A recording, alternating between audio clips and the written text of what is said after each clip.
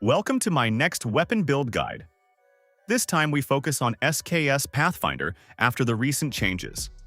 As you could see, this weapon can almost one-mag most content in the game.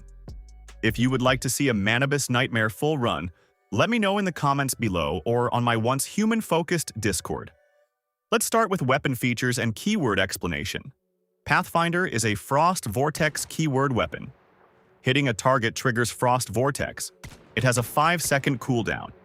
Each hit reduces that cooldown by an additional 1 second. The main feature of this weapon is that each hit has a 60% chance to generate deviant particles.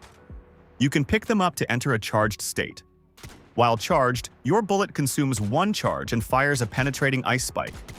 It deals damage equal to 110% of your attack as Frost Elemental status damage. The penetrating shot deals the same damage to all targets behind. This damage is reduced by 80% in PvP. Additionally, your Frost Elemental damage is increased by 30%. After firing a charged shot, your Frost Elemental damage increases by another 8% for 15 seconds, up to 3 stacks. It is worth mentioning that this weapon was recently adjusted. Before the patch, it scaled with weapon damage. Now it scales with status damage instead. This makes it easier to build around elemental, status, and crit damage. Now about the Frost Vortex keyword. Frost Vortex traps enemies within a 4.5 meter radius. It inflicts 50% psi intensity as status damage every 0.5 seconds for 4 seconds. You can only have 1 Frost Vortex active at a time. This additional damage is Frost Elemental. It cannot crit, cannot hit weak spots, and does not decay with distance. For the main weapon, use Frugal-style calibration with crit rate. You need to focus on both stats. Weapon damage from calibration translates into base attack. As mentioned before, the weapon deals 110% of attack as Frost Elemental status damage. Crit rate is equally important because we stack a lot of crit damage. Aim for at least 47% weapon damage and 14% crit rate on your calibration. The calibration effect boosts your attack by 15% when you miss a shot. It also reloads 1 bullet. The bonus damage applies to the next shot that hits. For accessories, focus on accuracy and stability. I use large break, sniper scope, compact infrared indicator, and tactical mag. For ammo, use the best you can afford. Tungsten ammo is the best option because it increases attack and psi intensity. Use it outside silos, in open-world content, and in monoliths. Inside silos, use suppression or penetration ammo, depending on the enemy type. Developers recently increased sniper ammo production, which makes this build more resource-friendly. Worth mentioning is that ice spike damage scales with your weapon range. If you are fighting enemies farther than 45 meters, which is your base weapon range, consider using an integrated suppressor for an extra 20% effective firing range. To check the distance to your enemy, press your mouse wheel. It will mark the enemy. For secondary weapon, the best choice is Recurve Crossbow. It marks enemies with the Bullseye debuff. By default, it applies 8% vulnerability for 12 seconds. This increases damage from all sources on the marked target. You also gain 15% crit rate on targets from its weapon feature. For melee weapon, use a Kukri. It grants a damage and crit rate boost after defeating an enemy with a heavy attack. Unfortunately, you cannot craft this weapon. It drops randomly with the highest chance in Nightmare content. For armor, use 3 pieces of the Savior set. This is essential for generating shields. Shields improve survivability and increase damage.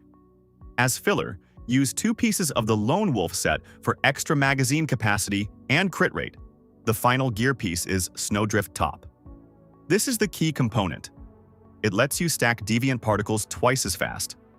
Unfortunately, we are not benefiting from weapon damage, so it only provides an additional 25% status damage. Additionally, I tested Covert Walker Shirt and Earthly Boots.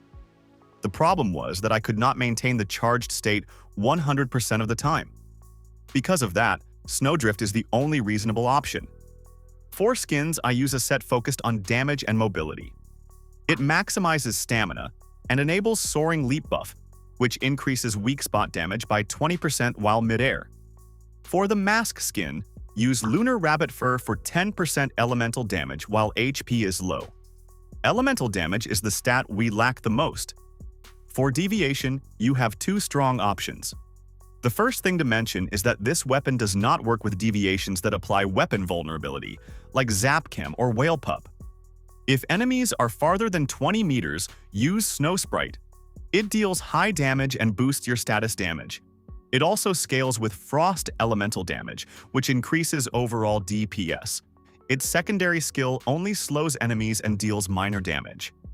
If enemies are closer than 20 meters, use Voodoo Doll. It provides the highest damage boost and a secondary ability that further increases damage. However, it also makes you more vulnerable to attacks. Moving on to food buffs. I use Layered Galaxy for extra elemental damage while midair, and Mixed Fried Hot Dog for extra damage against targets marked with Bullseye debuff. For drinks, I use Whimsical Drink to boost status damage, and Borscht Deluxe mainly for its meat effect. If your crit rate is very low, consider using Honey Glazed Meat, for example, if you miss crit rate on your calibration. You want to cook all your food buffs, including Bland Dish with deer meat if you are marking enemies. If not, use beef meat for extra frost vortex damage. Additionally, if you are not marking enemies or are clearing many normal enemies, consider using Surprise Spring Roll instead of Hot Dog for extra elemental damage. To use more than one food or drink buff at the same time, you need to be Chef's Class. If you are Chef's Class, you can also cook your Bland Dish with peanuts instead of sugar, which boosts the meat effect by 50%. Now, moving on to Cradle Override. Remember that different servers may have different options. I am recording this on the Endless Dream scenario. You will need Anti-Phase for extra sniper rifle damage and bonus damage against phase anomalies. Then take Resilience for an easy 30% shield damage reduction against monsters. Status Enhancement is another great option, giving 15% status damage when hitting weak spots. Deviant Energy Defense is also essential. It provides an extra 30% shield when summoning a deviation. Shield protection is good for both damage and defense. You gain 10% extra damage and damage reduction against deviants when your shield is above 40% HP. Elemental Sense boosts your Frost Vortex keyword damage by 25%.